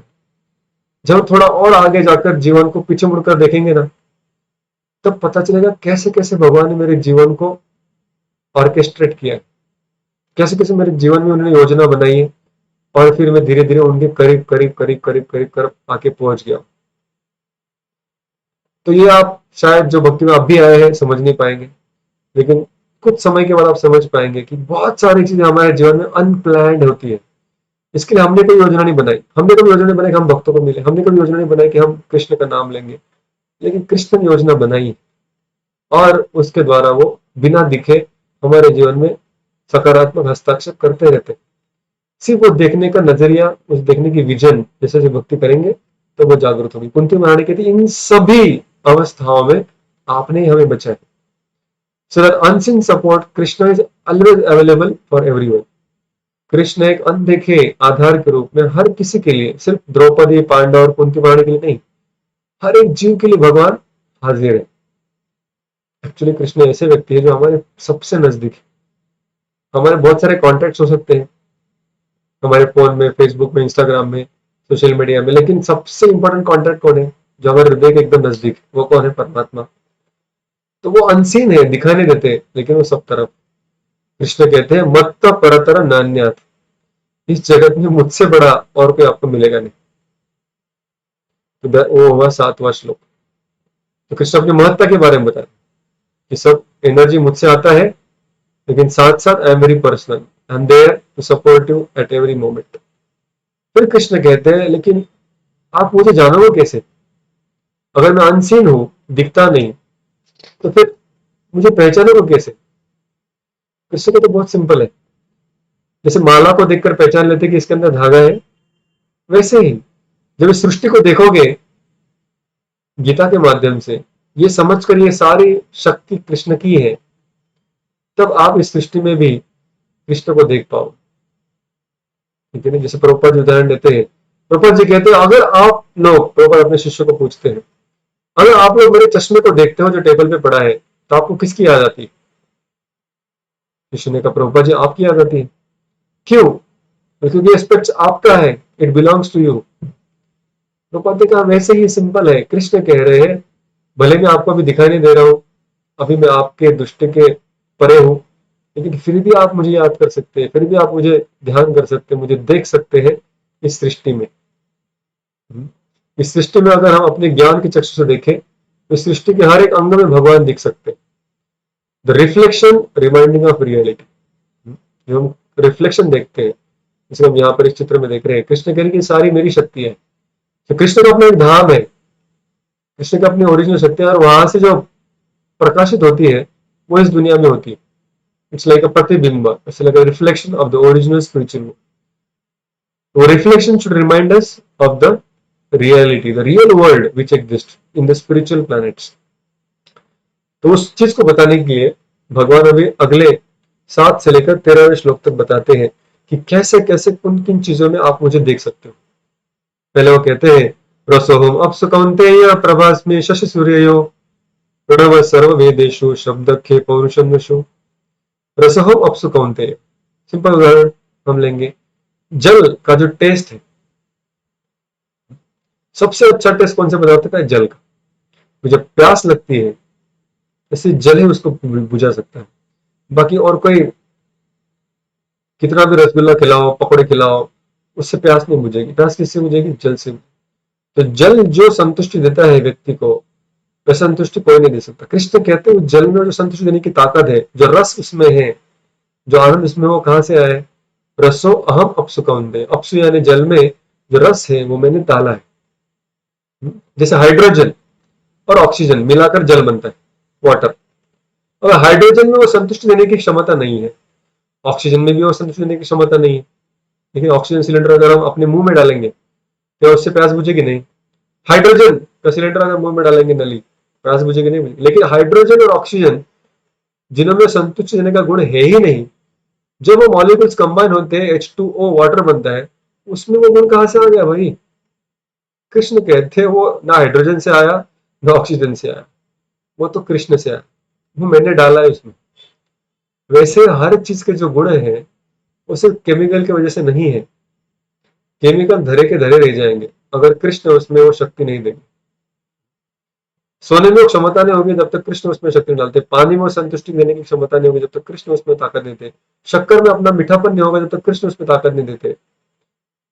व्यक्ति में अपनी क्षमता नहीं रहेगी जब तक परमात्मा उसको सैंक्शन नहीं करते। वैसे इस दुनिया की हर शक्तिशाली चीज जो हमें दिखती है, उसकी हर शक्ति भगवान कह रहे all these energies are supplied by me, I am the source. फिर वो आगे और अलग अलग उदाहरण देते हैं। चंद्र और सूर्य का प्रकाश, ओमकार की जो शक्ति है वो शक्ति, मनुष्य में ताकत, पृथ्वी में गंध। सो बहुत सारे फ्लेवर्स है, बहुत सारे सेंट्स है, फ्रेग्रेंसेस है। लेकिन जो पहली बारिश में जो पृथ्वी से सुगंध आता है, can any chemical factory copy it? Can not copy. कितने सारे परफ्यूम्स है अभी तक, लेकिन अभी तक मैंने सुना नहीं कि फर्स्ट मानसून स्प्रे ऐसा कोई परफ्यूम आया है जो कि फर्स्ट मानसून का जो सुगंध है पृथ्वी का, वो रेप्लिकेट कर सके। नहीं हो पाया। क्यों? कृष्ण कह रहे वो सुगंध मैंने डाला है पृथ्वी में। तो जब वो सुगंध आता है, हमें याद आनी चाहिए कृष्ण की। कृष्ण ने ये डाला है उसके अंदर। जब हम सूर्य को देखते हैं उसकी चमक कृष्ण से आई, चंद्रमा को देखते हैं उसकी चमक कृष्ण से आई। तो इस सृष्टि का हर एक घटक हम जो देखते हैं, अग्नि में जो तेज है कृष्ण कहते हैं मुझसे आता है। तो इस तरह कृष्ण कई सारे उदाहरण देते हैं, तो आप पढ़ सकते हैं। शक्तिशाली में ताकत, बुद्धिमानों में बुद्धि, ये सारी चीजें मुझसे प्रकट होती है। इतना ही नहीं, कृष्ण कहते हैं इस दुनिया में जो सत्वगुण, रजोगुण, तमोगुण, इनका जो प्रभाव है, ये 3 शक्तियां भी मेरी ही शक्तियां हैं। This is all working under मी। और फिर कृष्ण कहते हैं ये जानने से आपको क्या लाभ? ये जानने से बहुत महत्वपूर्ण लाभ, क्योंकि मेरी शक्तियां हैं। इन शक्तियों में अगर कोई अटक जाए, इस भव सागर में अगर कोई डूबने लगे, तो मुझ में वो शक्ति है कि मैं उसको वहां से बाहर निकाल सकता हूँ। तो सब कुछ मेरी शक्ति है भगवान कहते हैं, लेकिन वो सारा section E for energies, Krishna वो सेक्शन कंक्लूड करते हैं 14th श्लोक में, 14वें श्लोक में। वो भी श्लोक बहुत बहुत महत्वपूर्ण है। तो प्लीज ओपन दैट टेक्स्ट 14, 14वां श्लोक 7वें अध्याय का। अगर आपने खोला है तो मेरे पीछे दोहराने का प्रयास कीजिए। श्लोक मैंने यहाँ पे लिखा नहीं है। दैवी हेषा गुणमयी मम माया दुरत्यया माम एव ये प्रपद्यन्ते मायाम एताम तरन्ति ते। कोई पढ़ना चाहेगा इसका भाषांतर? 7वें अध्याय का 14वां श्लोक।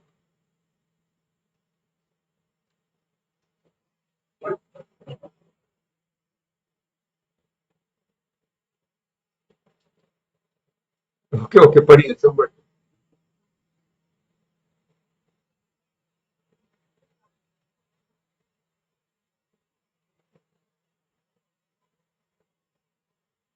हम्म। अब ये पूरा जो यूनिवर्स है, भगवान करे पूरी मेरी शक्ति है, जिसको हम जनरली माया कहते हैं। माया में अटक गए, माया पकड़ लेती है, माया बड़ा खतरनाक है। तो लोग कई बार लोग माया माया माया शब्द बहुत बार सुना है हमने। तो ये माया मतलब क्या? माया मतलब कृष्ण का विस्मरण। तो ये दुनिया भगवान ने ऐसी बनाई, इतनी चकाचौंध वाली दुनिया है ये। इसमें हर एक चीज हमको कृष्ण को भुलाने के लिए क्षमता रखती है, लेकिन लेकिन कृष्ण कहते हैं यही शक्ति अगर मुझसे आती है, जानकर आप मेरी मुझे पुनः स्मरण कर सकते हो, लेकिन बड़ा मुश्किल है, इतना आसान नहीं है।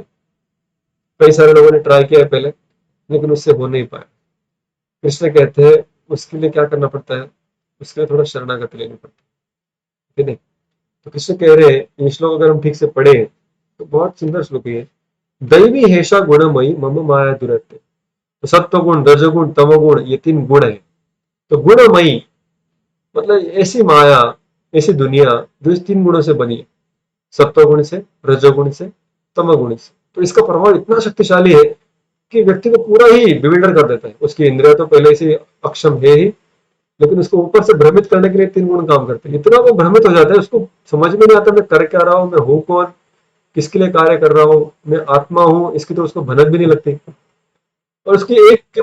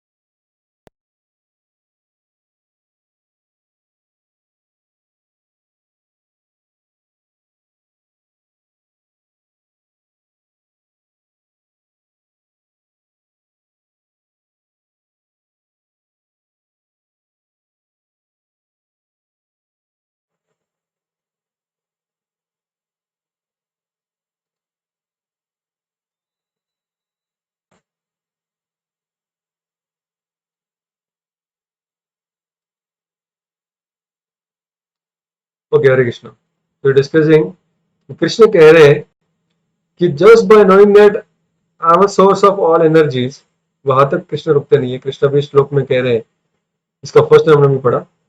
मेरी आवाज आ रही है आपको? ओके। सो फर्स्ट लाइन श्लोक का इस तरह से, दैवी हेषा गुणमयी मम माया दुरत्य। तो तीन गुणों की बनी हुई प्रकृति इतनी जटिल है, इतनी चकाचौंध। जैसे आप में से कोई है यहाँ पर जो कभी थिएटर में जाकर मूवी देखा है? एनीबडी? किसी ने थिएटर में जाकर मूवी देखा हो तो यस कहिए। यस, एक मिला। एक ही है? दो? तीन मिले? और मेरा भी एक यस। चार पांच। ओके, पांच चलो। ओके, देखो। यस। तो आप में से थिएटर में जाके मूवी बहुत लोगों ने देखा है। सारा मूवी देखने के बाद अभी गीता पढ़ने के लिए आया हो। सही बात है, कोई बात नहीं, मैं भी बहुत सारी मूवी देखा हूँ थिएटर में। लेकिन अगर आप ठीक से सोचे, जब थिएटर जाते हैं तो होता क्या है, सबसे पहले थिएटर में जब एंट्री करता है टिकट विकेट खरीदने के बाद, इससे पहले कि मूवी चालू हो, पहले क्या होता है, पहले सारी लाइट बंद हो जाती है, लेकिन तो जब लाइट बंद हो जाती है तो हम कुछ नहीं देख पाते, ना अपने आप को देख पाते हैं, ना अपने बाजू में कोई बैठा है उसको देख पाते हैं, ना ही हम साथ में क्या सामान लाए थे उसको देख पाते हैं, ना ही हम ये देख पाते कि हमने कौन सा शर्ट पहना है, कौन सा ड्रेस पहना है। इतना सच धज के हम जाते हैं, लेकिन फिर भी अपने आप को भी नहीं देख पाते, पूरा एकदम पिच डार्क हो जाता है। उसके बाद उसके बाद क्या होता है, उसके बाद फिर पीछे से लाइट आती है और बड़े स्क्रीन पे चमकने लगती है, और फिर उसमें हम सब कुछ देख पाते हैं। उसमें अलग अलग व्यक्ति दिखते हैं, कुछ पुरुष दिखते हैं, कोई स्त्रियां दिखती है, कोई विलन दिखता है, कोई हीरो दिखता है, घोड़े दिखते हैं, गाड़ियां दिखती है, एक अलग ही दुनिया दिखती है। और धीरे धीरे धीरे धीरे हम उस पूरी दुनिया में एब्जॉर्ब हो जाते हैं, इतने इतने मग्न हो जाते हैं कि थोड़ी देर के बाद हम भूल जाते हैं कि मैं कौन हूं। अब उस मूवी में जब वो हीरो या हीरोइन जब बहुत दर्द में से गुजरते, अब जिस जिस लोगों ने कहा कि मैं थिएटर में जाके मूवी देखा हूं, तो क्या उसका दर्द आपका दर्द बन जाता है?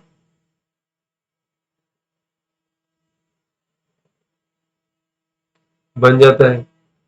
अभी उसके लाइफ में कुछ दर्द है, एक्चुअली देखा जाए तो कुछ दर्द नहीं है, वो तो सिर्फ एक्टिंग कर रहा है।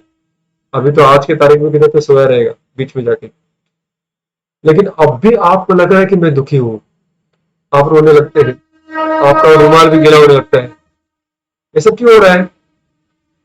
क्योंकि आप देख रहे हैं सामने ये जो व्यक्ति है, जो जिसके ऊपर इतने सारे हाल पेशा हो रही है, थोड़ी देर के लिए हम सब समझने लगते हैं कि ये मैं ही हूँ, उसके साथ अपनी एक पहचान बना लेते हैं। उसी तरह इस दुनिया में जब कोई व्यक्ति इस माया के प्रभाव में आता है, तो भूल जाता है कि एक्चुअली मैं कौन हूँ, मेरा एक्चुअल आइडेंटिटी क्या है, क्या मैं आत्मा हूँ, मैं शरीर नहीं हूँ। और फिर इस पूरे गुणमयी दुनिया में वो इस तरह अटक जाता है कि अलग अलग प्रकार के सुख और दुख भुगतने लगते हैं। इसलिए कहते हैं कि ये सारे सुख दुख में से बाहर निकलना बड़ा मुश्किल है, क्योंकि इतना भ्रमित अवस्था से कोई बाहर आ ही नहीं सकता। लेकिन बाहर कैसे आएगा? कृष्ण कहते हैं थिएटर का मालिक है ना, वो आपको बाहर निकाल सकता है। कृष्ण कहते सारा थिएटर मैंने ही बनाया, मैंने ही लाइट ऑफ किया था। अभी मैं जब आके लाइट ऑन कर दूंगा तो आपको याद आएगा, अरे बाप रे 2 दिन के बाद एग्जाम है, 3 घंटे वैसे भी चले गए, वापस पढ़ाई करना है, घर में जाके पानी भरना है, कुकिंग करना है, ये करना है, वो सब कुछ रियलिटी अभी वापस याद आएगा। कृष्ण कहते हैं क्योंकि मैंने ही दुनिया बनाई है, अगर कोई व्यक्ति मेरी शरण ग्रहण करता है तो फिर ऐसा व्यक्ति सारे जंजाल से, इस सारे मोह से, ये सारे बिल्डरमेंट से बाहर आ सकता है। तो ये जानना बड़ा इंपॉर्टेंट है। तो कृष्ण कहते कोई नहीं बाहर आ सकता क्योंकि मेरी एनर्जी है, क्योंकि जाल मैंने बनाया है। जब कृष्ण कुछ बनाते हैं उसमें से कोई नहीं छूट सकता। कृष्ण कह रहे लेकिन नेक्स्ट लाइन, अगर कोई मेरी शरण ग्रहण करे, if somebody comes and surrenders to me then he can be saved।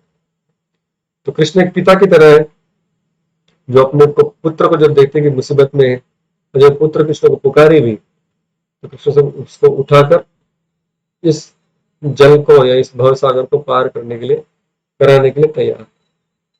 That is the second section, that is E, मतलब एनर्जी।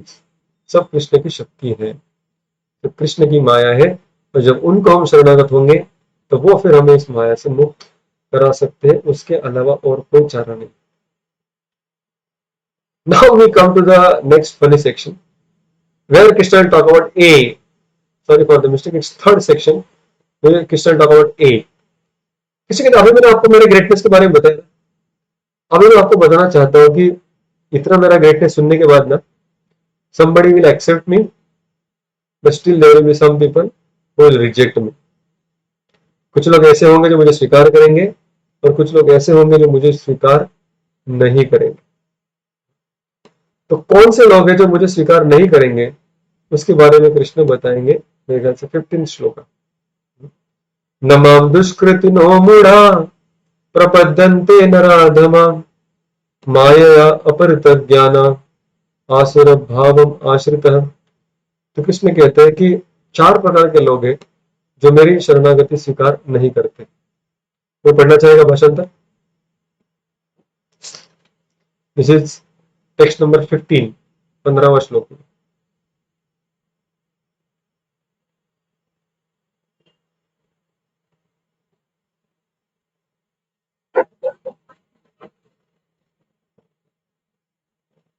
हम्म।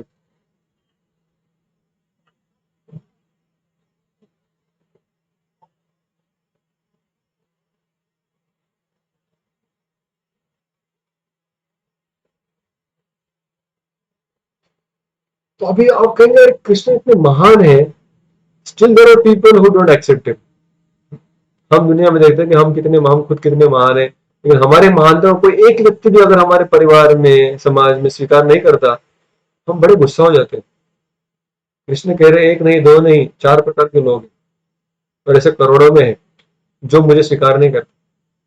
और Krishna is not angry upon them. Krishna कह रहे ठीक है, ऐसे कुछ लोग हैं दुष्कृतिना, जिनके कृत्य अच्छे नहीं है, और वो मुझे इग्नोर करते हैं, मेरी महानता को जानते भी नहीं। कौन है ये 4 लोग? इसके हम संस्कृत नाम और इसके इंग्लिश नाम में। पहले तो कृष्ण कहते हैं नमाम दुष्कृति न मूढ़ा। पहले है मूर्ख लोग, मूढ़ा। मूढ़ा मतलब प्रभुपाद जी कहते हैं मूर्ख मतलब इस तरीके से कि वो लोग भौतिक चीजों से इतने आसक्त हैं, मटेरियल चीजों से इतने आसक्त हैं कि कृष्ण के बारे में जिज्ञासा करने के लिए उनके पास समय ही नहीं है। वो बिजी है, उनका लाइफ मतलब W W W. W W मतलब क्या?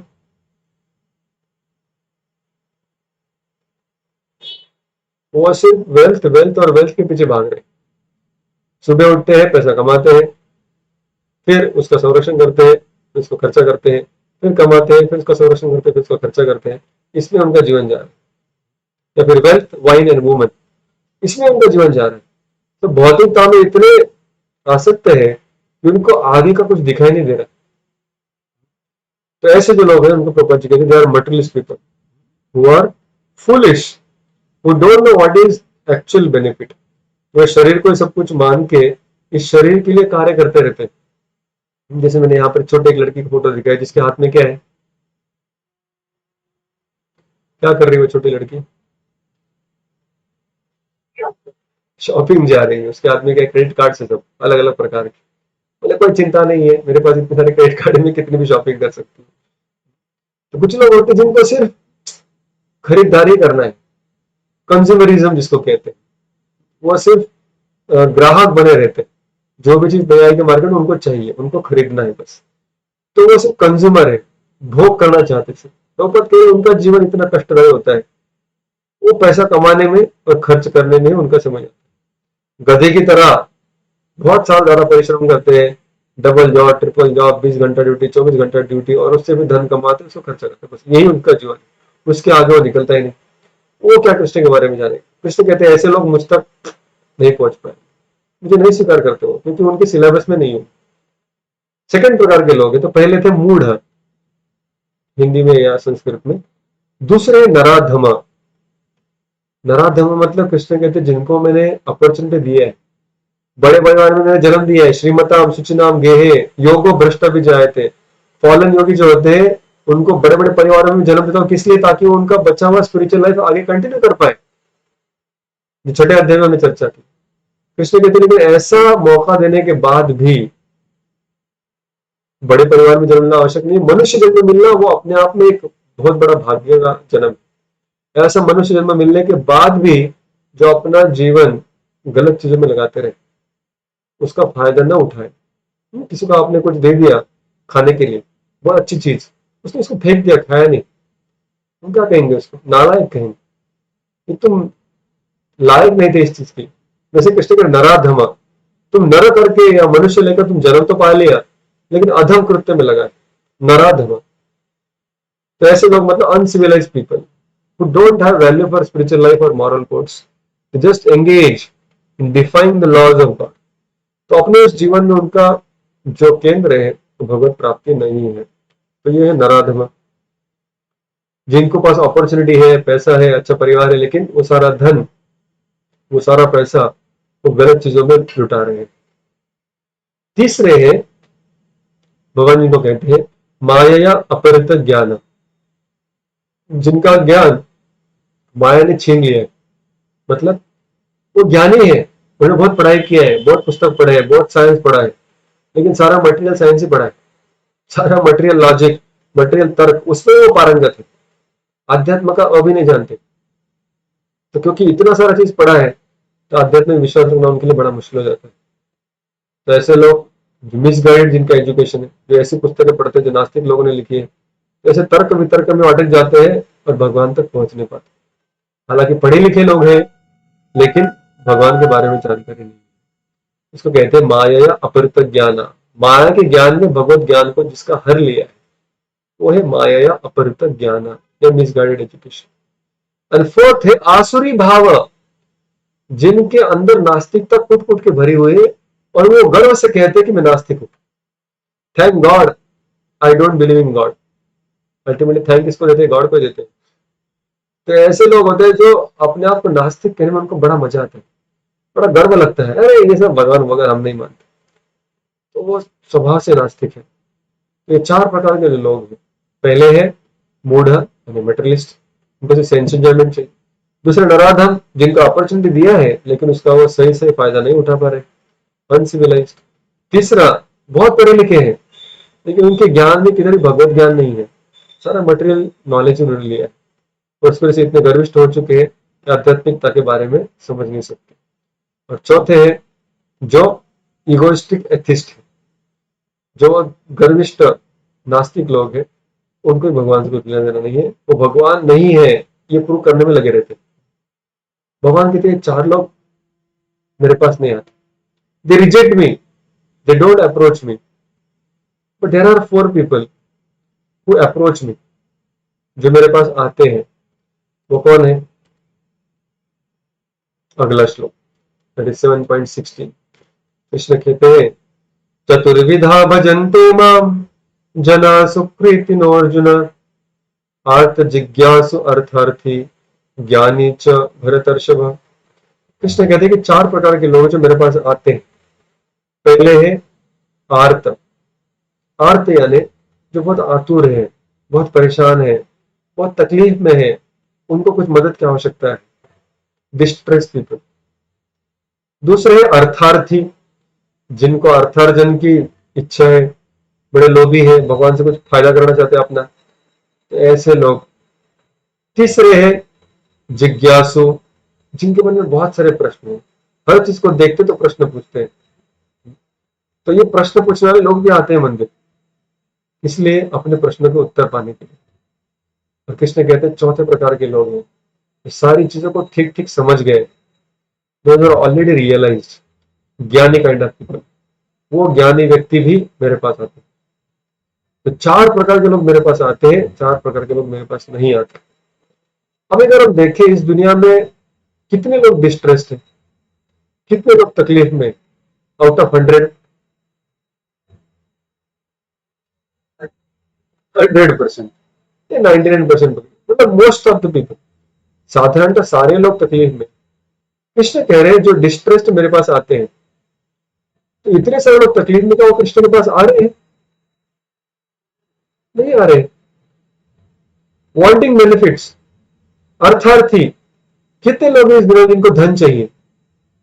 Out of 100 how many people want money?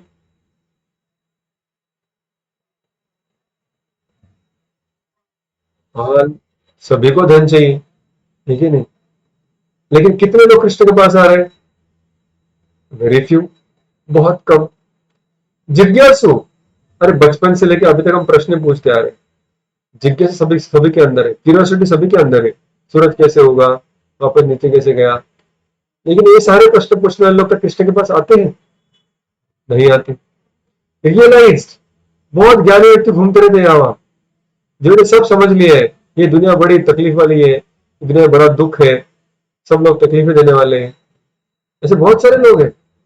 लेकिन ऐसे कई सारे लोग एक साथ आते हैं और बॉलीवुड मूवी बनाते हैं, सैड सॉन्ग लिखते हैं, एल्बम निकालते हैं, या गजल गाते हैं, या एक साथ बैठ के दारू पीते हैं कि भाई दुनिया में कुछ नहीं रखा है। रियलाइजेशन तो मिल गया, लेकिन कृष्ण के तक नहीं पहुंचे। कृष्ण कहते चार प्रकार के लोग मेरे पास आते हैं, लेकिन सभी के पास एक एक्स्ट्रा क्वालिफिकेशन होना आवश्यक। वो क्या है? इस श्लोक का अगर हम ठीक से पढ़े तो उस पर एक शब्द और है, चतुर्विधा भजन्ते माम जना सुकृतिनो अर्जुन अर्थ जिज्ञासु अर्थार्थी ज्ञानी च भरतर्षभ। तो जिन ऐसे लोग जिनके पास सुकृति है, जना सुकृतिना, जो सुकृति पाए हुए लोग हैं, ऐसे लोग अगर कभी आर्त बन जाए, डिस्ट्रेस हो जाए, कभी अर्थार्थी या कोई धन पाने की इच्छा करे, कभी जिज्ञासा उनके प्रकट हो जाए, क्यूरियस हो जाए, या फिर ज्ञानी बन जाए, उनको सारी दुनिया की बात समझ में आने लगे, तो ये लोग अगर सुकृति उनके पास है तब मेरे पास आ सकते हैं। व्हॉट इज दॅट सुकृती? सुकृती म्हणजे काय? जसं तुकाराम महाराज म्हणतात, बहुत सुकृताची जोडी म्हणून विठ्ठल यावं. तुकाराम महाराज म्हणतात अर्थ जिज्ञासु अर्थार्थी या सगळ्याची गरज नाही. एक क्वालिफिकेशन सबसे इंपॉर्टेंट है, वो क्या है? सुकृति ना. सुकृति मतलब क्या? ये बहुत महत्वपूर्ण प्रश्न है, लेकिन उसके ऊपर आज हम चर्चा नहीं करेंगे, ये हमारा समय हो गया है, तो टाइम कम पड़ा क्योंकि बीच में थोड़े डिस्कनेक्ट हो गए. तो 8:36 हो गया है. तो किसी का कुछ प्रश्न है, कोई सजेशन है, कोई सवाल है, पूछ सकते हैं, नहीं तो फिर हम यहाँ पे रुकेंगे. कल हम will continue with the same chapter. अब यहाँ पे मैं ये सारे चारों बच्चे, सारे छोटे बच्चे ही दिखाए, भले कृष्ण के पास आए, कृष्ण के पास नहीं आए. क्यों बच्चे दिखाए मैंने? ये सारे कृष्ण के बच्चे. Krishna is not speaking with hatred. Krishna के बारे में बहुत घृणास्पद वार्ता नहीं कर रहे. कृष्ण कह रहे बच्चे हैं, कोई समझ पाते हैं, कोई नहीं समझ पाते हैं. तो इसलिए ये बात, तो इसलिए मैंने बच्चे रखे ताकि you should not have any grudges or ill feelings, negative feelings towards such people. Okay, any questions? हाँ जी.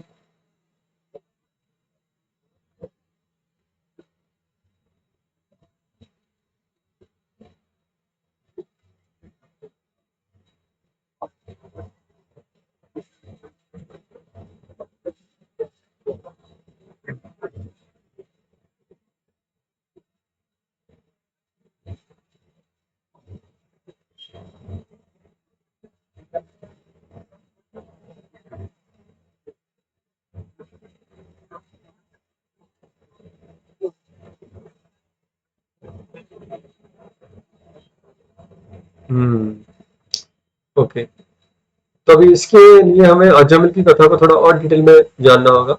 अजामिल नाम का ब्राह्मण था, बाकी लोग तो जानते नहीं. अच्छा पढ़ा लिखा था, गुरुकुल में जाता था, गुरु की सेवा करता था, सारे गीता के श्लोक सब कुछ उसको ज्ञान था. लेकिन एक दिन अचानक किसी गलत व्यक्ति के संग में आ जाता है, वेश्या के साथ, प्रोस्टिट्यूट के साथ विवाह कर लेता है, सारी बुरी चीजों में लग जाता है. कभी उसके घर पे कोई साधु आते हैं भिक्षा मांगने के लिए, तो अजामिल घर पे होता नहीं, लेकिन उसकी वाइफ होती है. साधु देखते हैं कि ये लोग तो बड़े तकलीफ में हैं, भगवान से बड़े दूर हैं. साधु बताते हैं कि आपके बच्चे का नामकरण किया है क्या? बोलते नहीं. तो इसका नाम नारायण रख दीजिए. और अजामिल 80 साल की उम्र का हो जाता है. जब मरने के समय अपने बच्चे को देखकर उसका नाम पुकारने लगता है, नारायण नारायण नारायण.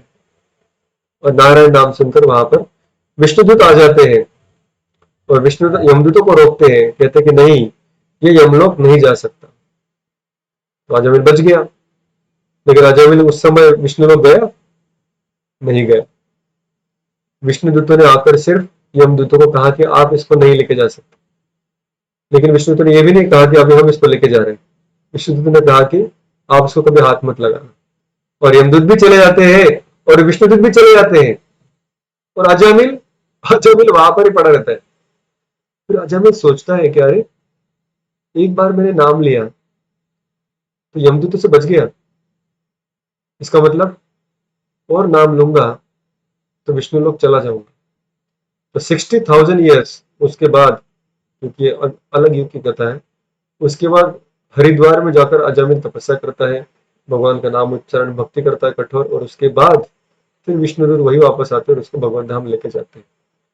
तो हार्डवर्क सभी को करना पड़ेगा.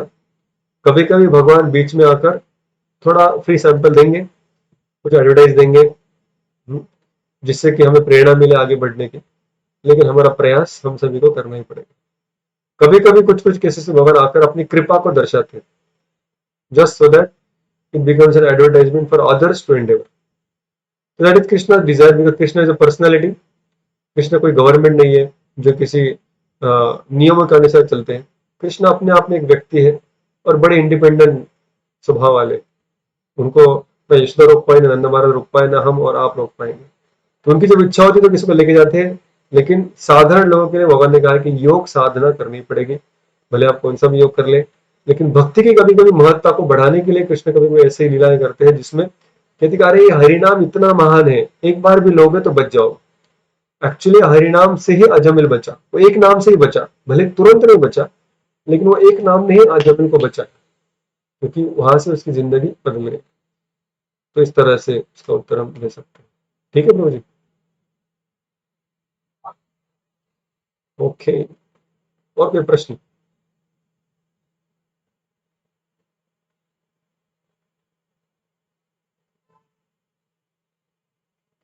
ओके, तो लास्ट वीक हमने कुछ क्वेश्चंस नहीं दिए थे, जो हमें ज्यादा सिलेबस नहीं कवर किया था। तो कल का सत्र होने के बाद फिर हम पिछले हफ्ते का और ये हफ्ते का दोनों क्वेश्चन आपको भेज देंगे। तो आज हम यहाँ पर रुकते हैं।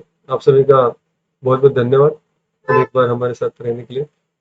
कल हम मिलेंगे 5:30 बजे, याद रखिए, जिससे कि हम समय पर चालू रख पाए। हरे कृष्णा। श्री प्रभुपाद की जय। ग्रंथराज श्रीमद् भगवद गीता की जय। अनंत कोटि वैष्णव वृंद की जय।